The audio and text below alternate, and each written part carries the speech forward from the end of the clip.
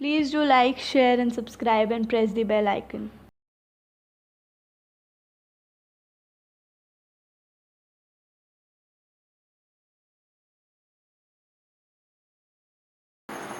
Hello my dear students. So today we begin with the third chapter, that is elements, compounds and mixtures. You remember we have studied already about matter in chapter 1, and we have studied matter, that is we have studied the classification of matter as solid, liquid and gas. That is when we study matter in the form of different states, we classify it as solid, liquid and into the gaseous state. We have also studied about the interconversion of different states of matter. Now the concept that is matter is such an important concept, so that we need to study more in detail about it. So when we study matter with respect to its properties, composition, similarity and dissimilarity, there is a broad classification of matter, and let us first go through the classification of matter, then we will go into detail one by one into all these things. So matter, it has been broadly classified as pure substances and impure substances. So first of all, pure substances.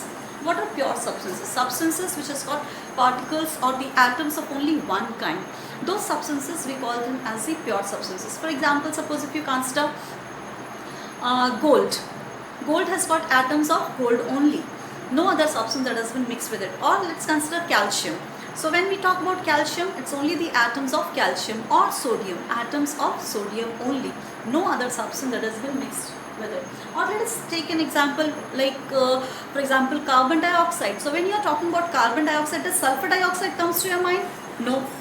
It's only carbon dioxide which comes to your mind. Or carbon monoxide. When you talk about carbon monoxide, do you think of magnesium oxide, something mixed with it? No. There will be particles of magnesium oxide only. So such type of substances where there are particles of only one kind, we call those substances as a pure substances. So we can say pure substances are the substances which has got a definite chemical composition.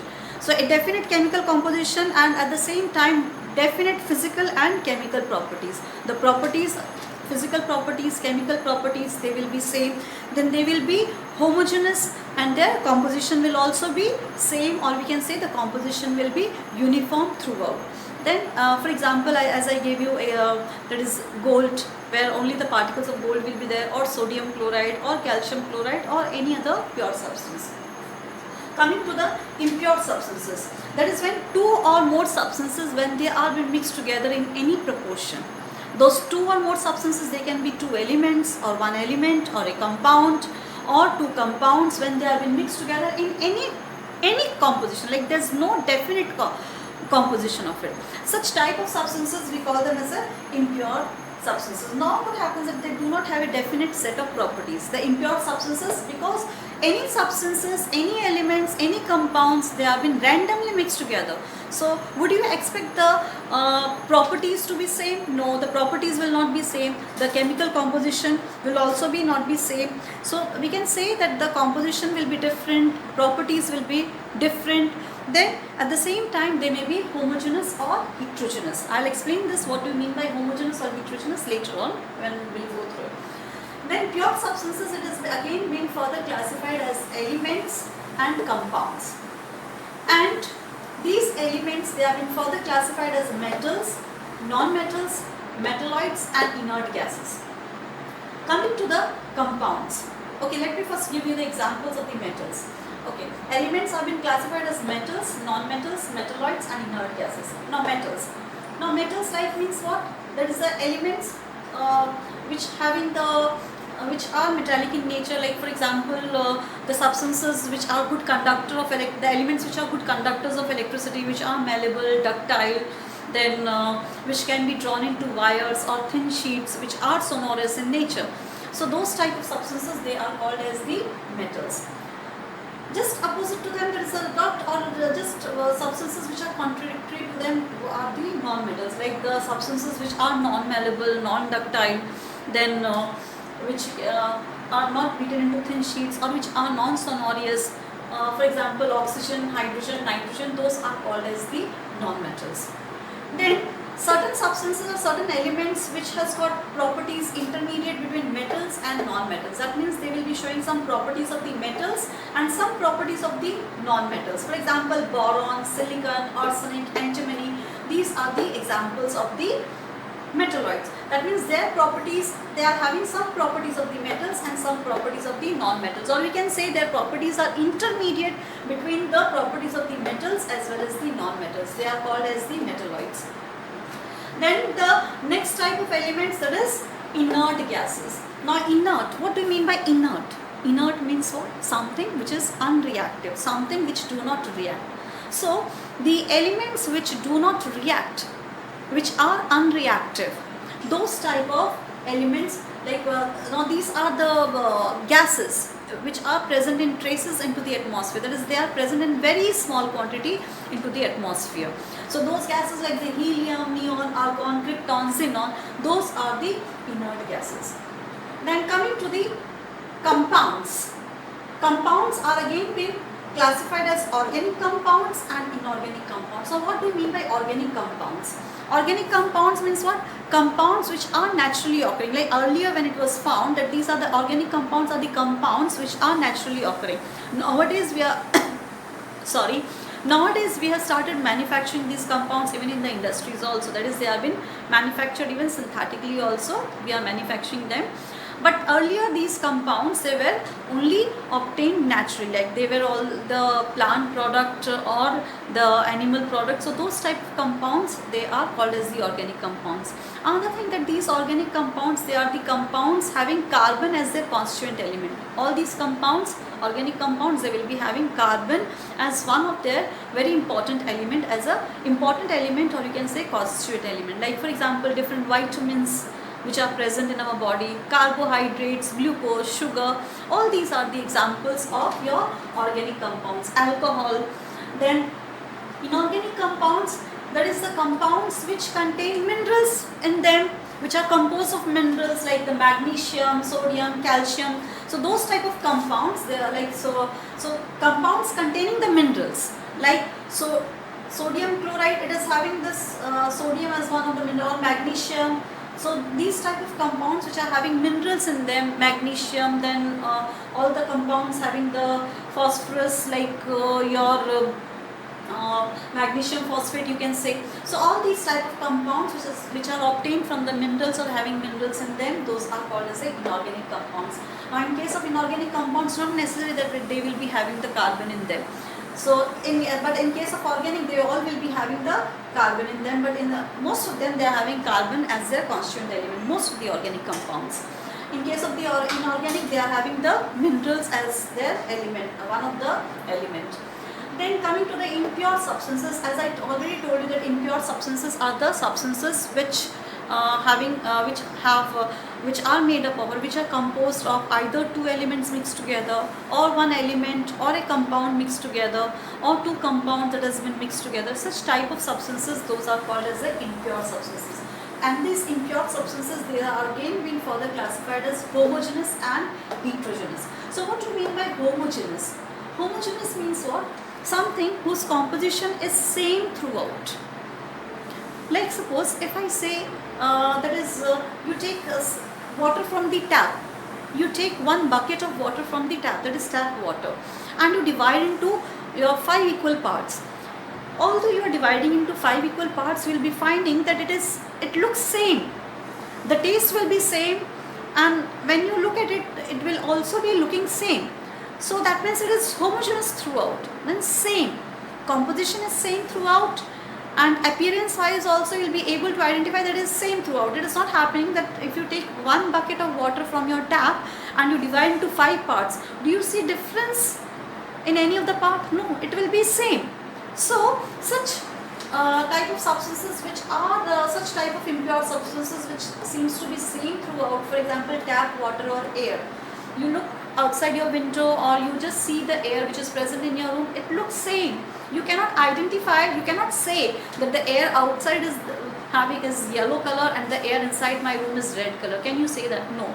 So such type of substances or such type of impure substances, we call them as a homogeneous. On the contrary to this, suppose if you take some sand and if you take some sugar and you mix both of them, and after mixing both of them, what you do, you just divide into 5 equal parts. I repeat once again, you take Suppose you take 10 spoons of sugar and 10 spoons of salt. You mix it properly and you divide into 5 parts. That is those 20 spoons of both the components you divide into 5 equal parts. And after dividing into 5 equal parts, you look carefully into all those parts. You will find in some of the parts, that is out of those 5 parts, in one part maybe sugar seems to be more, and in some other part maybe salt seems to be more, and in some other part both of them seems to be equal. So in this way, when this composition does not seem to be same throughout, such type of impure substances we call them as a heterogeneous substances. Examples of heterogeneous substances like sand and water. You are mixing sand and water, you will find that sand will remain at the bottom and water will be at the top. That is, sand will settle down.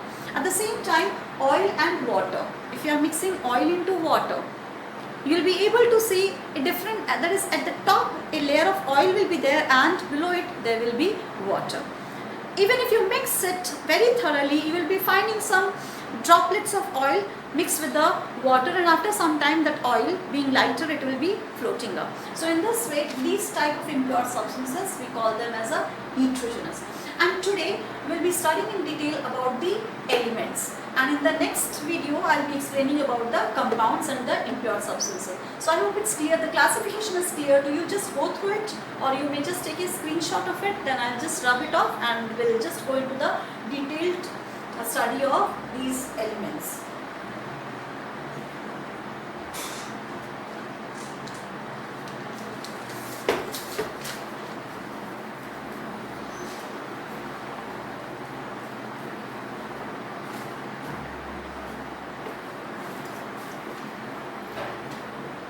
So we first of all we begin with the pure substances.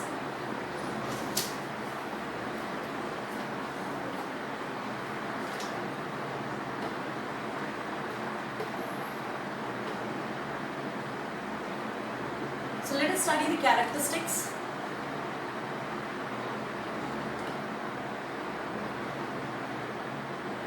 So first of all, the pure substances. Let's see the different characteristics. So they will be having a definite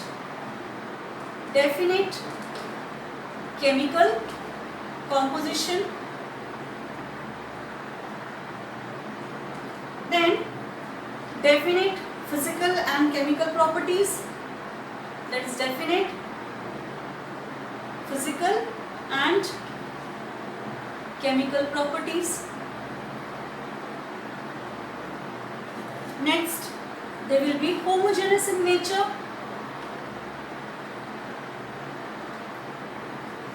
and composition is uniform composition,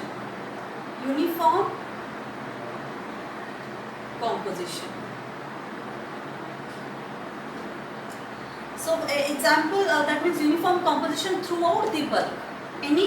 For example, I gave you gold. So just a sample of gold, you just look throughout, the composition is going to be same throughout. In this case, let us study about the impure substances. So here, characteristics of impure substances. So first over here, that is in this case, two or more elements or compounds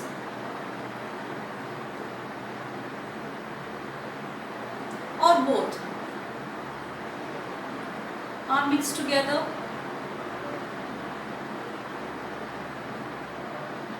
Then in any proportion, that means that proportion is not fixed, in any proportion.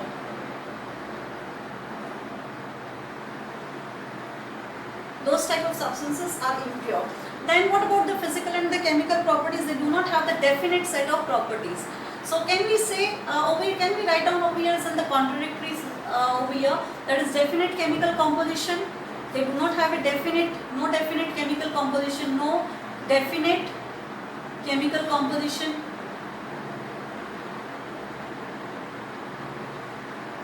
So the physical and chemical properties, do you expect that they will have the no definite physical and chemical properties, physical and I'm just writing down in short chemical properties. In case of the, then they may be over here, they may be homogeneous or heterogeneous. Homogeneous or heterogeneous. So this is with the impure substances.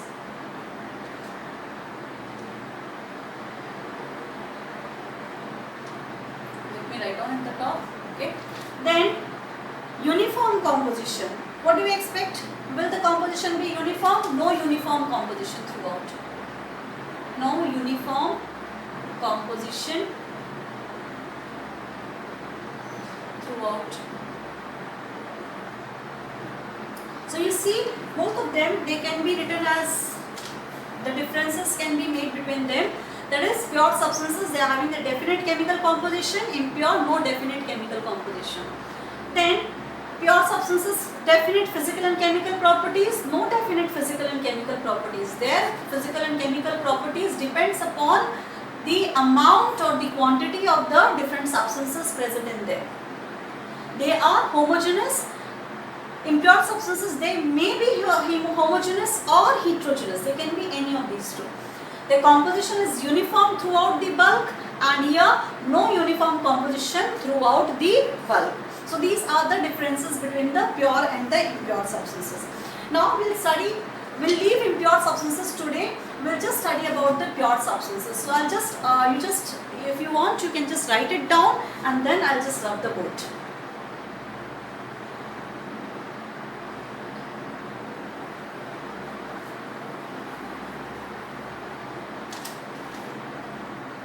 Okay, so these were the characteristics. Now till now, about 118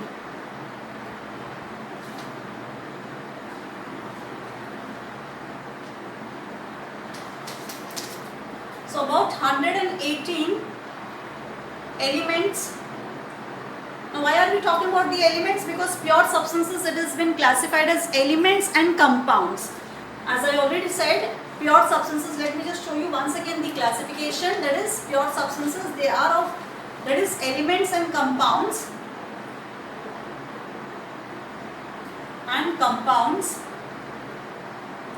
And these elements, they have been further classified as metals, non-metals, metalloids, and inert gases. Whereas compounds, these are of two types, that is, your organic compounds and inorganic.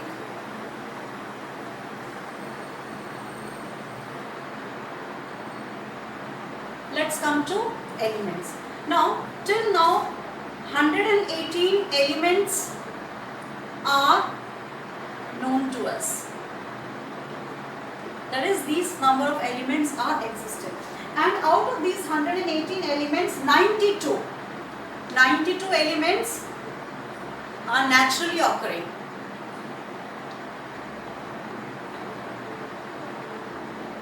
The remaining, that is 26 elements,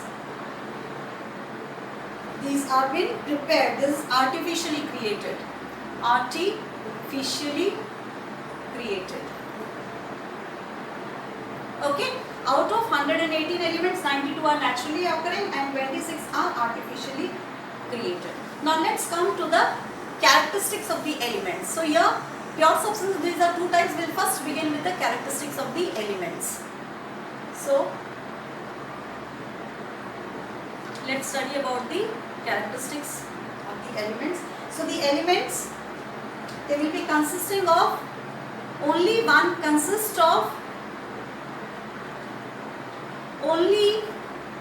kind of atom. Only one kind of atom. That means what? Suppose if I say that is copper. So in that sample of copper, there will be all the atoms of copper only. No other atoms will be present, or gold or silver. There will be atoms of gold only or atoms of silver only. And atoms of one element will differ from the elements of other element. Obviously, you can see atoms of gold are different from the atoms of silver. Atoms of copper are different from the elements of sodium or calcium or whatsoever. Then consists of only one kind of atoms. So next we can say differ atom, one element differ from the other. One atoms of one element,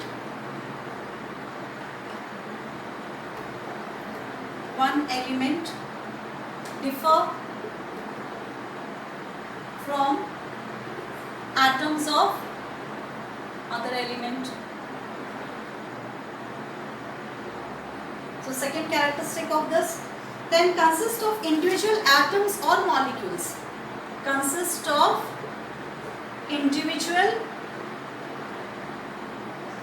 atoms or molecules. Atoms, that means atoms of calcium, atoms of sodium, atoms of magnesium, or there can be molecules also, elements. Like for example, if I tell you about hydrogen, what is happening? Two atoms have been combining together to form one molecule of hydrogen. Or oxygen, two atoms of element oxygen has been combining together to form one molecule. So they may consist of individual atoms or individual molecules. These are the molecules. But when I say sodium,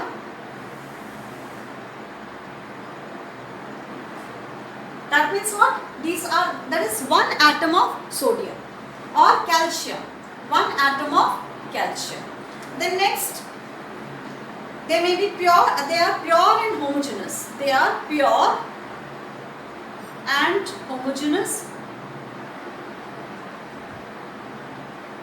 I already told you what are pure, that means having atoms of one kind only. Homogeneous means what? It will be same throughout the bulk. The composition will be same, the properties will be same throughout the bulk, that is your homogeneous. Then they are fixed, melting at the boiling point, fixed melting point and boiling point. So this was the fifth characteristic. Then they cannot be, next one, sixth characteristic I am writing down, they cannot be broken down into simpler substances. Cannot be broken down. Broken down into what? Into simpler substances. Into simpler substances.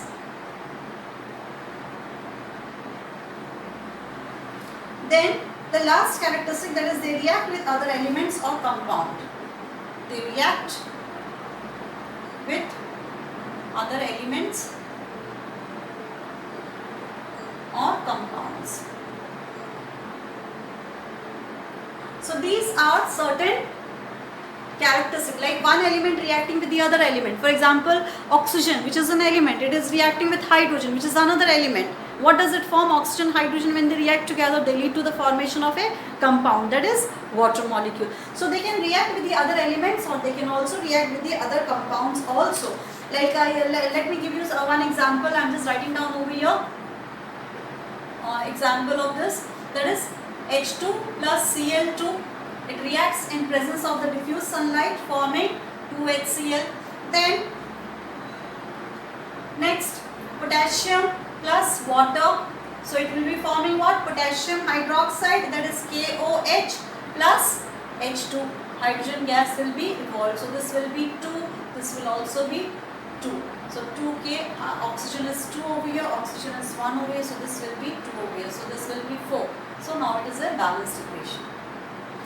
So here you can see one element is reacting with the other element, forming a compound. Here one element is reacting with a compound to form another compound, that is potassium hydroxide, and this hydrogen, which is a molecule of hydrogen that has been formed over here. So these are the certain characteristics of the elements.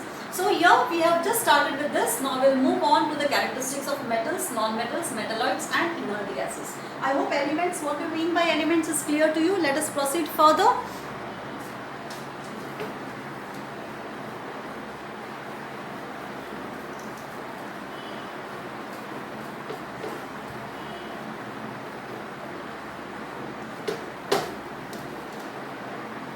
So under elements, let us discuss about the metals. Now metals are the elements. This comes under elements. These are the hard solids. These are all the hard solids. Then they are monoatomic.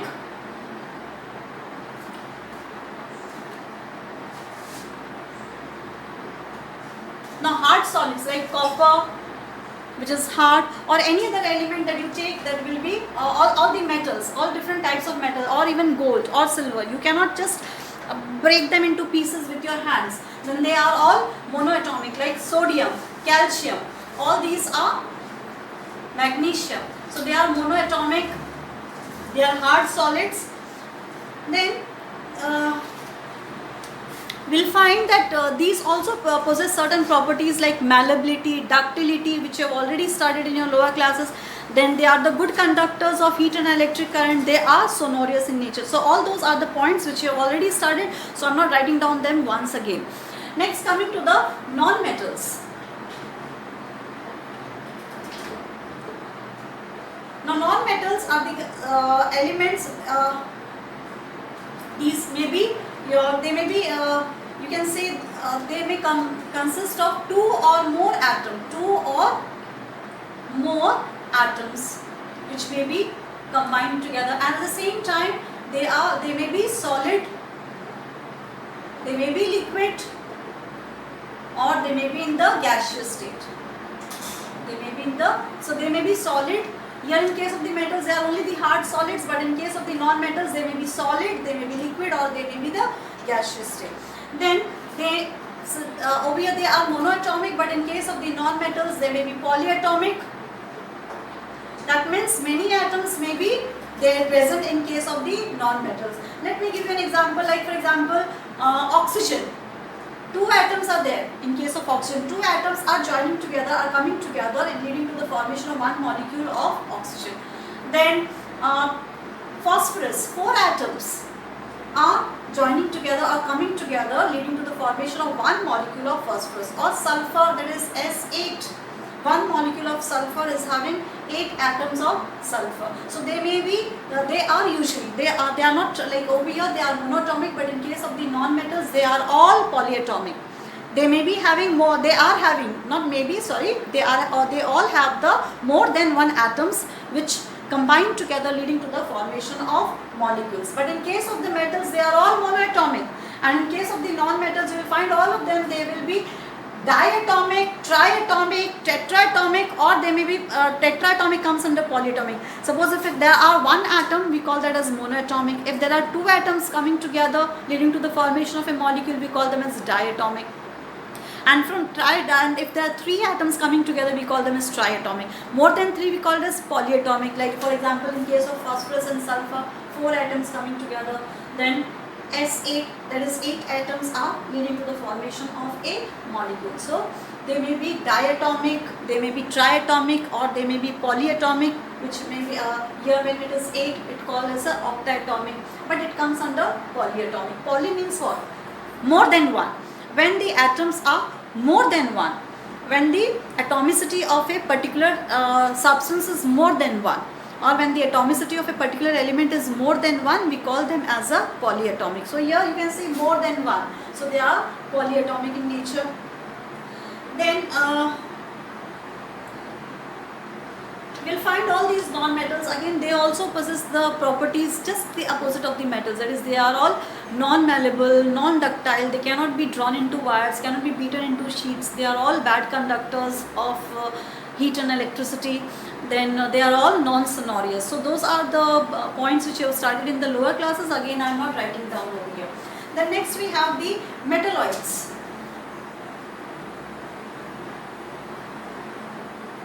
So what are the metalloids? Metalloids are also the hard solids. They are the hard solids.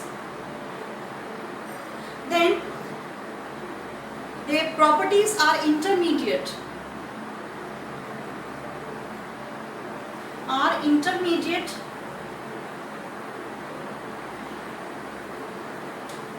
Between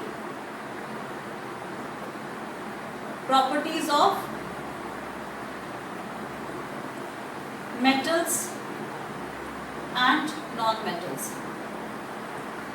That means what? They will be hard in nature, they will be solid, and at the same time they will be having certain properties of the metals and certain properties of the non-metals. Their properties are intermediate between the properties of the metals and the non-metals. And example of such type of elements that is metalloids are antimony or boron, silicon. And lastly we have the inert gases. Inert gases. So the next type of elements, that is the inert gases. So inert gases, let us first study about the characteristics. That is, they are unreactive, they are monoatomic, then they exist as gaseous, they are gaseous in nature, and they are also, so they exist as gases, and they are found in traces in air. That means they are found in very small quantities, very extremely small quantities in air. For example, helium, neon, argon, krypton, etc. So, and another thing, that they are monoatomic. So that means monoatomic. Why they are monoatomic? Because they are unreactive. They are not very much reactive, and hence they get the name as inert gases. Okay, and so they will, because they do not react, they will not react with other atom of its own kind to form to be diatomic or polyatomic or triatomic, etc. So they always remain as monoatomic. That means what? They will not react with the atom of its own kind. They will not react with atoms of its own kind as well as the atoms of other kind also. They will not react with any other element also, and with the atoms of its own self also, and hence they react as they remain as monoatomic, and they are all gaseous in nature, and they are found in very, very small quantities in air, but they are very important to us. They find a wide applications. So with this we have completed with the classification of matter, as well as today we have studied in detail about elements. We'll proceed with the compounds in the next video. Thank you, students.